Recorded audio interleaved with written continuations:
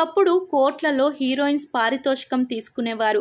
కానీ ఇప్పుడు ఆ పరిస్థితి మారిపోయింది. కోట్లలో తీసుకునేవారు కాస్త లక్షల్లోకి వచ్చారు. ఇంతలోనే ఇంత మార్పు ఎందుకు వచ్చింది? మరి హీరోయిన్స్ అంతా ఎందుకు కట్టుకొని రెమ్యునరేషన్ని తగ్గిస్తూ వస్తున్నారు?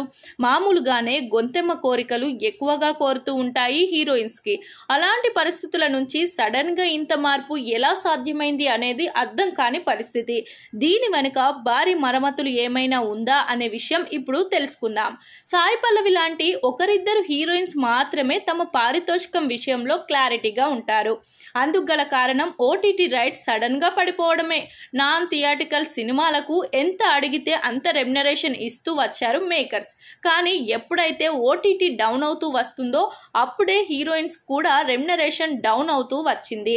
ఫ్రీ కంటెంట్ చూడడానికి జనాలు ఇష్టపడుతున్నారు. అందుకే కోట్లు పెట్టి సినిమాలు తీస్తే థియేటర్ కి జనాలు ఎక్కడ వస్తున్నారు? పైగా జనాలు రాకుండా కూడా వీళ్లకు కోట్లలో పారితోషికాలు ఇవ్వాలంటే సాధ్యమయ్యే పని కాదు. అందుకే తమన్నా, కీర్తి సురేష్, కాజల్, రాశిఖన్నా వంటి హీరోయిన్స్ కూడా ఓటీటీలో కనిపించడం లేదు. కరోనా సమయంలో ఎంత పెద్ద హీరోయిన్ అయినా సరే ఓటీటీలో సినిమా తీయడానికి ఇష్టపడ్డారు. అయితే ఇప్పుడు డిజిటల్ మార్కెట్ దారుణంగా పడిపోయింది. దాంతో తమ పారితోషికాన్ని తగ్గించుకున్నారు హీరోయిన్స్. అంతేకాకుండా శ్రీలీల, కృతి శెట్టి వంటి హీరోయిన్స్ ఒక సీజన్లో మెరిసి మాయమైపోయారు. ఆ టైంలో అందరూ వారి వెనకే పడ్డారు.